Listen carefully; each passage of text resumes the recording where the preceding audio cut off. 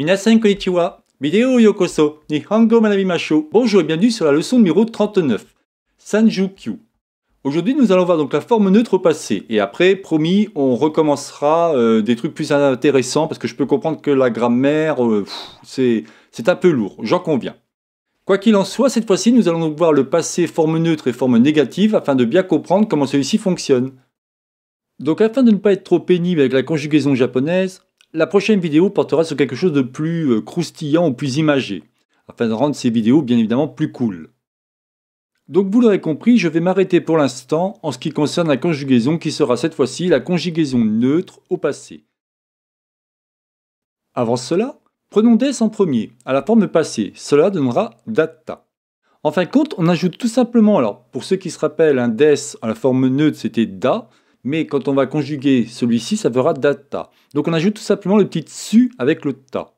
Si je prends un exemple, c'était un stylo. À la forme polie, on disait pen deshita.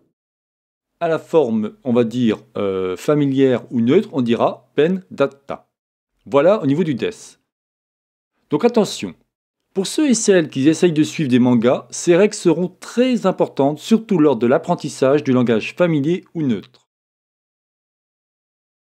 Comme d'habitude, on va travailler avec les trois groupes et notre petit tableau, très utile pour la suite de l'apprentissage. Prenons le groupe 1. Attention, on aura 5 études de cas. Bien entendu, je vous donnerai un exemple afin que cela soit plus cool. Pour les verbes du groupe 1 qui finissent par ou, tsu ou lu, on remplacera celui-ci par ta. Alors vous voyez, on a un petit tsu et ça fait ta. Prenons un exemple. Hier, j'ai acheté du café. On dira Kinoko io katta. Alors, vous voyez, normalement on dit kaimashita. Mais là, comme kao c'est le U disparaît et on rajoute ta. Le petit tsu et le ta. D'accord? Toujours pour les verbes du groupe 1 qui finissent en nu, bu, mu. On remplacera celui-ci par enda. Donc si on regarde l'exemple, hier j'ai bu du lait, on dira kinomiruku o nanda. Vous voyez, normalement on dit nomimashita, puisque c'est nomu et le mu se transforme en enda. D'accord? Faisons la suite. Pour les verbes du groupe 1 qui finissent en ku, on remplacera par ita. La semaine dernière, j'ai écrit un livre. On dira Senshu onho kaita. Normalement, on dit kaimashita. Vous voyez, à chaque fois, c'est vraiment, comme je vous explique, c'est très important de faire attention à ça, parce que si vous voulez, au niveau des mangas que vous regardez, pour ceux qui regardent des mangas, ils parleront toujours comme ça. Ils parlent rarement en forme polie. Ou alors, ça va être un président, un sensei, ou ce qu'on appelle un sama. Là, on verra ça un peu plus tard au niveau des différentes particules, mais ce qui est vraiment intéressant, c'est de voir que c'est complètement différent. Donc, apprenez bien ça. Bien évidemment, je vous ferai un petit comment dire, PDF qui sera sur mon site japonaispourtous.free.fr pour que vous puissiez l'imprimer. Mais il faut être patient. Attention, il y a une exception. Pour le verbe iku, on dira plutôt itta. Vous voyez, normalement, si on suit la logique, on a le ku qui disparaît, ce qui ferait iita. Pas du tout. Ça fera itta, avec le petit tsu et le ta. Si on prend maintenant le dernier qui sera gu, donc pour les verbes du groupe 1 qui finissent par gu, on remplacera par ida. Hier, j'ai nagé à la mer. Ça donnera kino umini oyoida. Normalement, le verbe pour nager, c'est oyogu. Là, le gu est remplacé par ida, ce qui fait bien ida. Petite chose aussi, tous les dessins que vous voyez, alors c'est vraiment un aparté, mais ça me semblait intéressant de vous le dire. Tous les dessins que vous voyez, qu'ils soient en 2D, en 3D, je m'amuse à les créer, que ce soit sur GIMP, Inkscape, SketchUp, Sculptris, Blender. Et là aussi, sur ma chaîne principale, Savoir pour tous, vous retrouverez toutes ces informations, pour ceux qui sont intéressés, qui veulent faire du dessin. J'aime bien, si vous voulez, lier le dessin à tout ce que je mets en place, en l'occurrence au japonais ou d'autres choses. Voilà, aparté fermé. Et si on continue pour le dernier cas, donc pour les verbes du groupe 1 qui finissent par su, on remplacera par shita. Là aussi, chose importante, vous allez vous apercevoir que je ne mets plus du tout de romanji. Il faut bien comprendre que le japonais, moins vous verrez de romanji, moins vous aurez de difficulté à le comprendre. Quand je lis, si vous voulez, je ne lis pas du romanji, je lis en hiragana, en katakana ou en kanji. C'est très important. Ça prend du temps, je vous l'accorde. Très souvent, j'ai vu des sites internet qui vous donnent toujours en romanji. Je trouve que c'est un peu dommage parce que si vous voulez, ça vous force pas à regarder les katakana ou les hiragana ou ainsi de suite, ce qu'on appelle les kana. Mais quoi qu'il en soit, moi j'aime bien laisser ça. Alors ça vous fait beaucoup de travail, j'en conviens, mais au moins vous êtes sûr de pouvoir lire le japonais.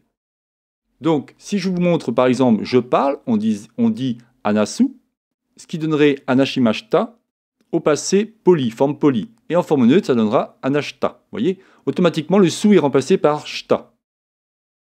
Prenons maintenant les verbes du deuxième groupe. Comme d'habitude, pour les verbes du deuxième groupe, tous ceux qui finissent par elu ou ilu seront remplacés par ta. Mais voyons un exemple. Hier, j'ai mangé une pomme. Alors là, pareil, vous devez voir constamment les mêmes images ou les mêmes mots qui reviennent, mais comme ça, je suis sûr que vous saurez par cœur ces mots, il n'y aura plus de problème. Donc ça va donner quinoa, lingo. Là, vous voyez, lingo, pour ceux qui savent de quoi je parle, ça va être par exemple Death Note, où on a toujours le petit monstre qui mange la pomme, lingo, o tabemashita. Ce qui va donner quinoa, lingo, tabetta. Et normalement, c'est tabemashita. Vous voyez, à chaque fois, on a viré, cette fois-ci, dans le cas de elu, ilu, on vire carrément tabelu, d'accord? Et on remplace par ta, ce qui fait tabetta. Et pour finir, si on prend le troisième groupe, on aura comme d'habitude les verbes venir et faire, qui sont donc des verbes irréguliers. Là aussi, il faudra les apprendre par cœur. Dans le cas de faire, on dira sulu. Celui-ci se transformera en shita. Venir, on aura kulu. Donc là, vous pouvez voir aussi au niveau des kanji, je fais toujours en sorte de vous mettre entre parenthèses en hiragana la prononciation, parce qu'évidemment, vous ne pouvez pas tous les savoir, c'est évident. Et par contre, comme je vous dis, pas de romanji. Et après, vous allez voir que tout doucement, vous allez apprendre. C'est un temps d'apprentissage, mais croyez-moi, c'est très utile parce que après, vous aurez vraiment plus de problème à lire le japonais, sauf quand vous ne connaissez pas les kanji, évidemment, on lui dit « Ah, qu'est-ce que ça veut dire ?» Et vous apprendrez au fur et à mesure. Donc si on revient à venir, on aura donc kulu. Ceci se transformera en kita. Donc si je vous montre un dernier exemple, par exemple, si on dit « Je suis venu au magasin », on dira « Mise ni kita ».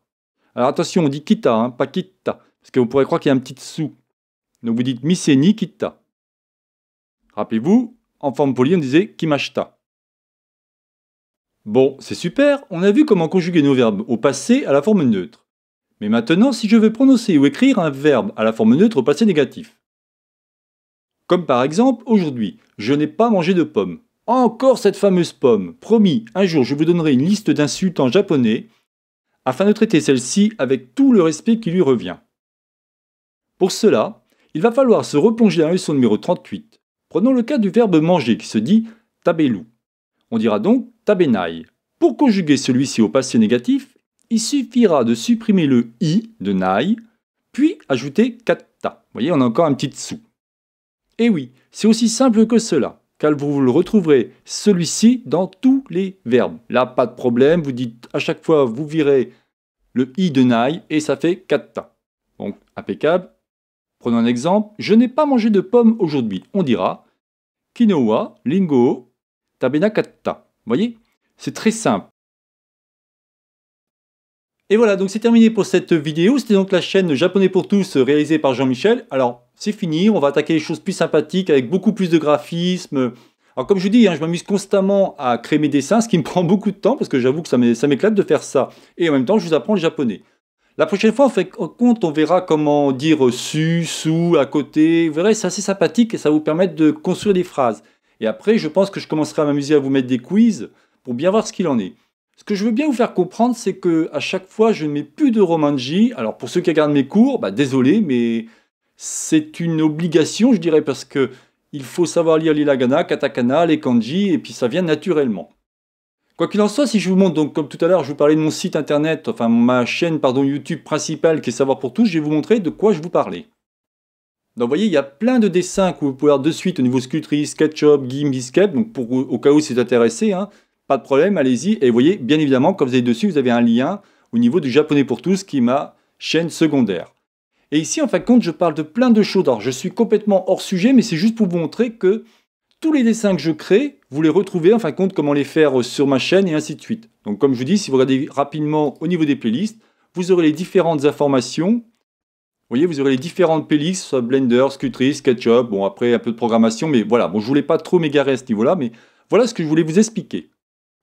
Et bien évidemment, lorsque vous cliquez ici sur le lien Japonais pour tous, vous retombez sur ma chaîne secondaire, bien évidemment. Voilà, écoutez, donc je vous souhaite une bonne journée et à la prochaine vidéo. Jamatane!